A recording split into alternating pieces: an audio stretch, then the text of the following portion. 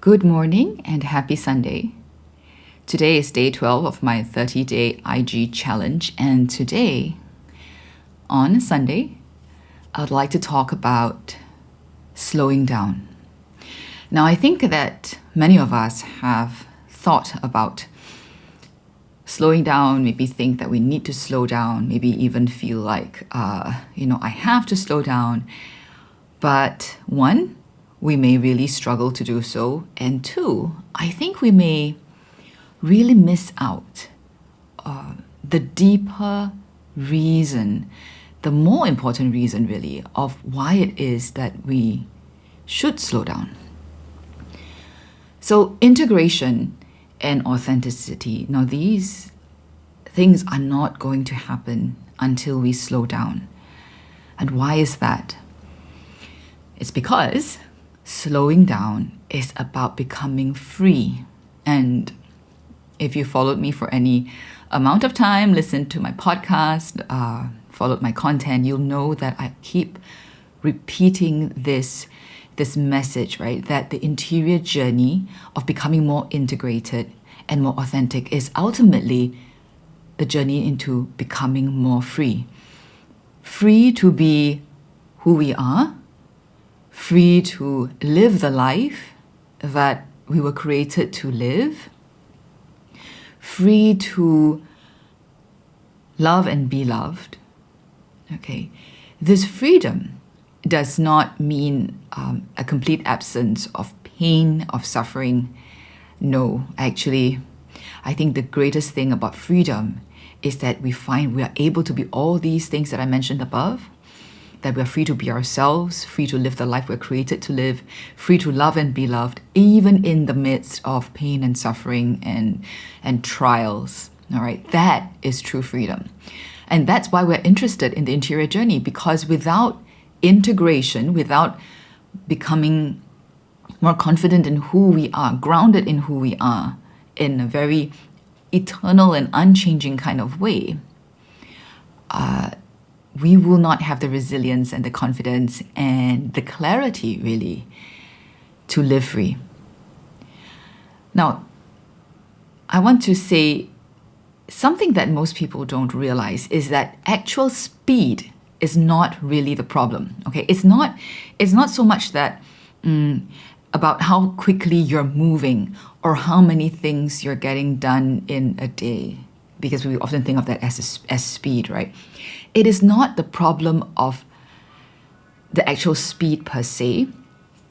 The problem is compression. It's a lack of space. Okay, when there's a lack of space in our soul, we are just really, really reactive.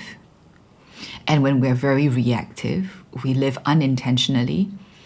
We're actually slaves when we are reactive all the time because we don't have that space to choose. Now, there is a quote that I'm going to bring up here, and I'm pretty sure that it's familiar to many of you. Okay, it's a quote by Viktor Frankl, who was a Holocaust survivor. And he has said this before, that between stimulus and response, there is a space, right? Space. In that space is our power to choose our response. In our response lies our growth and our freedom. So I want you to see the words that I have kind of capitalized there. Space, response, freedom. We usually live from stimulus to stimulus and stimulus to reaction and stimulus to reaction. Okay, there is no space within us. When there is no space within us, we don't have the power to choose our response, right? Which is why we're always reactive. And because we're always reactive, we do not grow and we remain enslaved. We are not free. So in order to be free, we need to experience and exercise our power to choose our response. And in order to have that power to choose and exercise our ability to choose our response, there has to be space. Okay. I'm going to bring up another quote, maybe less familiar to some of you, but this This quote originated, apparently, I was Googling this, from the US Navy SEALs, right? So they do like special ops kind of thing, or military operations. But this saying has been applied in many other contexts. And the saying is, slow is smooth and smooth is fast. Think about it. Slow is smooth, and when you're smooth, you're fast. So what's this saying about? Well, I think we all have had that experience when we are frenzied, when we are in a hurry to respond quickly, when we are reactive. We often end up making mistakes. We don't take the time to think things through. We don't take the time to maybe be more present and more intentional about what we're doing. So that usually the more hurried we are, the more hasty we are, the more mistakes we make. And then we have to take time to correct the mistakes. And ultimately, it can really slow us down. We may actually take a longer time to do what we set out to do than if we had just taken the time to go slow, intentionally, right? And then we'll find that operations can be smoother. And when the operations are smooth, we end up doing things or accomplishing our objectives faster. All right, so these two quotes, right? Slow is smooth and smooth is fast. And Viktor Frankl's quote on how we need to have space in order to exercise our power to choose our response. And only then can we grow and can we have our freedom. So here's what I see often happen, okay, in my own life and in the life of so many people. There is a lot of good intent and a lot of maybe even conceptual understanding of what we need to do to be better people, to be more loving. We have a lot of good intentions. I mean, a lot of my experiences come from, volunteer work or ministry in church, right? And you'd think that it being in a religious space and it being church, that politics wouldn't be an issue, resentment and all kinds of usual human problems would not be an issue. But I think any of you who are involved in church and active in communities or ministries in church will know that that's really not true. That it follows us, right? It follows us. That oftentimes, even in the midst of doing good, whether it's in our families, in our communities, or even at work, in our attempts to do good, we end up missing the point, not seeing the person in front of us, causing more harm than good. And when we damage relationships, when we start treating other people as means to an end because we feel like, we're in a rush, we are always in a rush to get things done, we don't have time to really see what's in front of us, see the person in front of us. We don't even have time to see ourselves. So when we can't see ourselves, we can't see other people. You know what happens? Miscommunication happens all the time, right? So much more effort is put in and so much extra effort has to be exerted to smooth things over when misunderstandings happen, when miscommunications happen. The same things need to be said over and over again. Even written communications maybe can be completely missed out, not replied. So much more friction happens when we don't slow down. This is true of interpersonal relationships, and this is also really true of our own interior life, right? It is not how fast we move, or how slow we move even, but the quality of the energy and the presence that we embody. When it comes to the interior journey of integration and authenticity, how do you know you're in the presence of somebody who is authentic and who is grounded? He or she could be a highly effective person who gets many things done in a day, but their presence is usually one of restfulness, intentionality, and they are real. They are not living out of their personas. Now, when we are not yet making this interior journey ourselves, we tend to not really be sensitive to people's personas. We're just because we are also living at the surface. Remember the 3 layers of living, right? when we are living on the surface, everything happens at warp speed, okay, really, really fast. And we don't have time to ponder, to connect, to respond to one another. So we don't realize when the person we're interacting is acting out of his or her false self, her persona. And we don't often realize when we are acting out of our persona.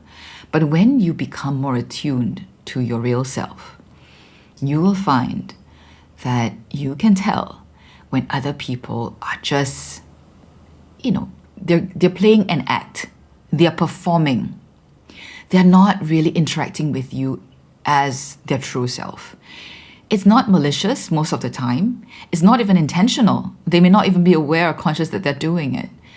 But you know that you are not really in relationship with a real person, right? But if you have done enough inner work, that you have deepened in your presence, if you have deepened in your internal space, sometimes you may be able to draw that true person out from someone who is acting out of his or her persona. But again, in order to do that, you need to slow down. The other person also needs to be able to slow down, and you need to be able to be present. And when there is deep presence and space, slowly, sometimes we can get to rest, and then you find that we can stop acting. Now, here's the thing.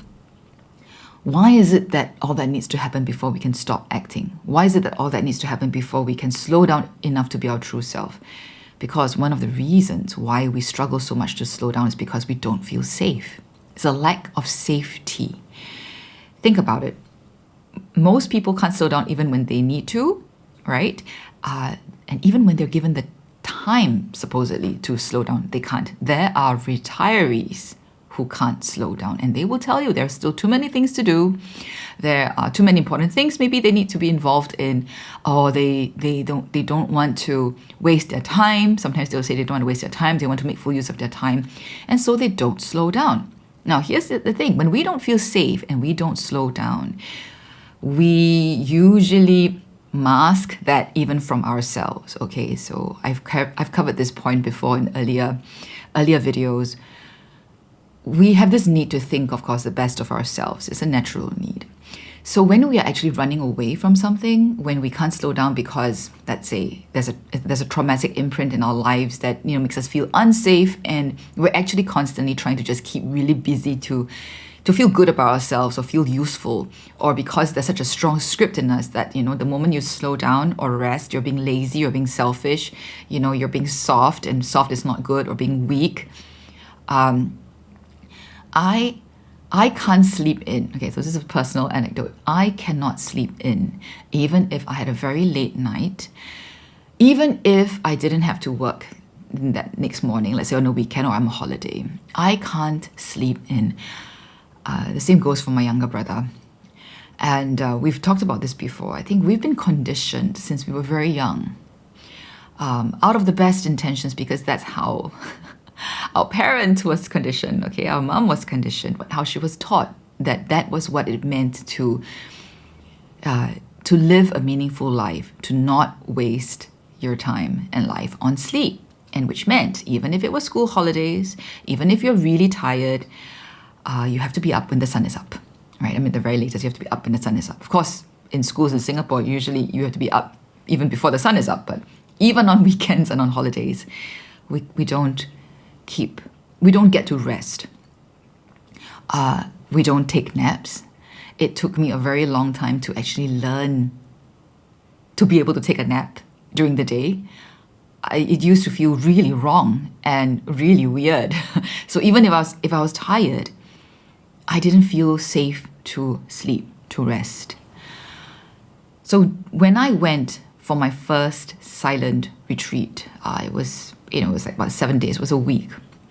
It was so difficult for me, not because it was silent, not because I didn't talk. I was very strict with myself because I have that zeal and the perfectionist in me, right? This was quite long ago. So I decided that I will be the best retreatant in the silent retreat. I will not read anything that the spiritual director did not give me. Okay, so I'm not bringing any material, any other extra reading material. So other than not speaking, and not having anything to listen to. I'm also not reading anything unless the spiritual director gave me something to read. So I was very ambitious. It's kind of like, the irony, right? The irony of going into a spiritual space like a retreat with the mindset and the heart set and the body set, so to speak, of trying to accomplish something, excel at something. So this touches on the theme I think I covered 2 days ago about how our old ways of operating, trying harder, striving harder, doesn't work for the interior journey, okay? Because the interior journey is about softening. It's about softening and making space and entering into silence. And when we're very busy, because we are trying to avoid having to face ourselves, that's the last thing we want to do. So that retreat was really hard for me because when there was nothing to distract me, when I couldn't be busy with anything, I found that even trying to go for walks, I was walking very fast and I was feeling very frustrated. There was so much angst, always bubbling up inside of me. I was sleeping terribly at nights, having a lot of dreams, many, many dreams that I then didn't really remember when I woke up. And it was only, I think, halfway through the retreat that I mentioned that I wasn't sleeping well because my spiritual director asked me and that I had been having dreams. And then she told me that, that would be likely because now that there is space, because now I'm not doing anything, I'm not crowding my mind and my heart out with being busy, my subconscious is kind of like bubbling up to the surface, and the dreams are one way in which the subconscious is releasing itself. It's trying to send signals to me, about what I've been suppressing and repressing all this time. Now, of course, a week in a silent retreat is not enough to clear all that stuff that had built up. And I learned eventually that it wasn't even enough to go on regular retreats. It's still not enough to clear the backlog.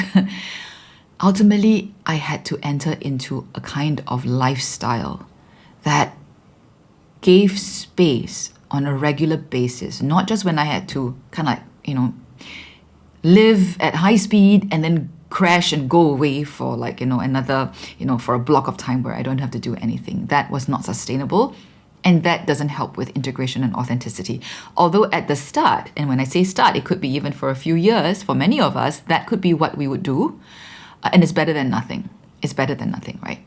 So, but we can't slow down because we are afraid to face what is inside of us. So basically, I want to say, those of us who hide behind the badge of busyness because, as much as we complain about how busy we actually feel that it is actually something to be proud of, okay? Because our society and the people around us actually respect that we're busy and that we work hard.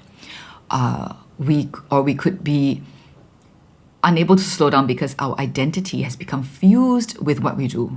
And if we stop playing a certain role, or we are afraid that if we disappear for a while or rest for a while, we'll be forgotten, or that people will think that, again, we're lazy, or that we've started becoming self-centered and selfish.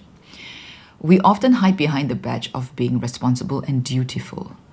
Now, for me, one of the most painful lessons I learned was that my chief virtue, so growing up, I would say my chief virtue that I identified with was being responsible. If you task me with something, I will not let you down. I'm the most responsible person. But eventually I realized that this responsibility was a crutch and that it was an idol. I have started to, without knowing, worship responsibility. And I was worshiping responsibility because it gave me the identity that I needed, that made me feel like I was somebody worthy of respect. So on the surface, I had actually convinced myself that I was righteous and that this was a virtue. So I was actually a slave because I couldn't put things down. I couldn't stop when I actually needed to, all for the sake of being responsible. Now, I know that this will hit home for quite many of you, and some of you may not be ready to hear this, and this will irritate you. Some of you will hear this and it will hit home, and you will know that what I said is true, and maybe it's time for you to do something about it. Okay, so what happens when you feel like it's time to do something about it, but you find that you still can't? Because this is very real. Okay, I'm being very real here. For many of us, our busyness and our living at speed and cramming everything into our lives is an addiction. Okay, it's coming from a place of compulsion. And there are many layers to that. There are psychological reasons, there are emotional reasons, there are spiritual reasons why we find it very hard to slow down. Okay, but the experience of it, the lived experience of it, is that it's a compulsion, it's an addiction, and you just can't stop. All right? So there was someone that I was accompanying was in a very bad place, and he knows something needs to change, but he just can't. And he knows he probably needs to slow down and to make space for maybe more prayer, or or to just become more free. He has realized how unfree he was, and he was miserable, right? And he asked me, how did I stop this downward spiral when I was in that position? Because he knew that I'd gone through that, right? And he didn't like the answer I had to give. I told him, I'm sorry, you're not going to like the answer I have to give you, because I know you're hoping that I will give you some solution that you can apply, and then you can stop this downward spiral. I said, but you asked me how I did it. The truth is I didn't do it. The truth is, even when I knew I needed to try and stop trying so hard, I couldn't stop. The compulsion was just too strong. And eventually, I just got so tired that I couldn't anymore. I mean, I did burn out, right? My body ended up saying no for me, right? So if you read now a bit more of the literature out there about trauma and about the body, one of the most beautiful things I learned, so true, I mean, I learned the language, right, is that when we can't say no, when we don't know how to draw the boundaries, when we can't slow down, eventually our body does it for us. Our body says no for us. And unfortunately, that usually means in some form of illness, of really literally a body breaking down. And the scary thing is, for many of us, even when these things start happening, we still can't slow down. That's how deep the addiction is. That's how deep our anxiety and our fear and our unfreedom is. That's how much of a slave we are, right? And that's why when we talk about interior journey, it's still always first and foremost about grace. I believe that without grace, I couldn't have made this journey. Without grace, many of the turning points in my own journey could not have happened.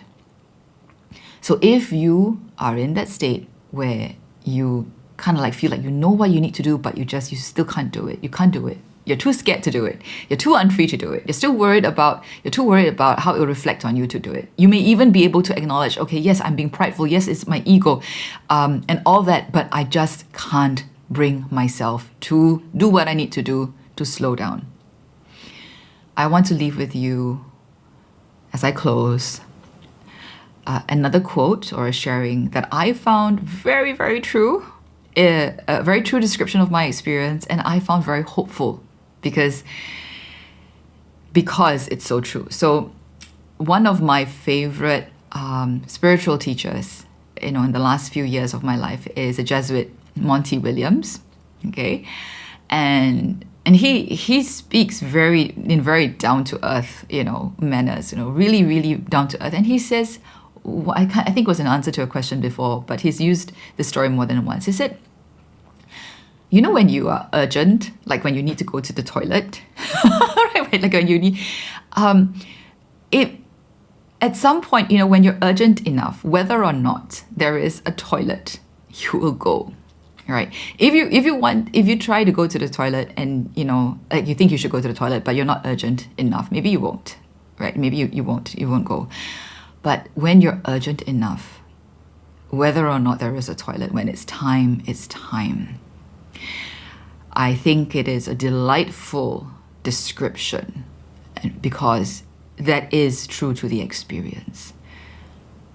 Sooner or later, each of us, I think, with grace, really, hopefully, there is a point at which we are urgent enough that even if we can't bring ourselves to take action, we at least stop running and stop resisting the action that God wants to take in our life. And then, see, that's when we allow space to happen. And remember what I said at the beginning of this video, that slowing down is ultimately not about the speed, but about the space, about making space for God to enter, about making space for us to be able to experience the ability to respond, to choose our response, and thus to be free beings, right? So if you still struggle with slowing down, I hope that you will grow in your desire for space. Sometimes just trying to do a negative thing, like to slow down, maybe like, to stop doing things is hard. But you think of it as creating spaciousness within you, spaciousness within your life, so that you can savor, so that you can be present, so that you can actually enjoy the experience of being a free person. Maybe that will give you something to look forward to understand why slowing down is part of becoming free, and becoming free to live your life. And once you become skilled at being who you are, right? When you are very deeply grounded in who you are and you become skilled at living the life that you are created to live, guess what? You will embody the slow is smooth and smooth is fast maxim. Okay, that ultimately your life will be very fruitful, would even be very productive, but for all the right reasons. There will not be it wouldn't be so much out of frenzied energies and hurriedness and, and rushing from things to things. There will be intentionality, there'll be presence, there'll be peace, and there'll be energy, focused energy, and spiritual fruitfulness. And that's what we want. That's the kind of life that we all desire, freely, joyfully, to be alive and to give witness to Christ's presence in our lives. So I wish you a pleasant and blessed Sunday, and hopefully you will find space to rest. And in that rest, rediscover that you are free. God bless, and see you again tomorrow.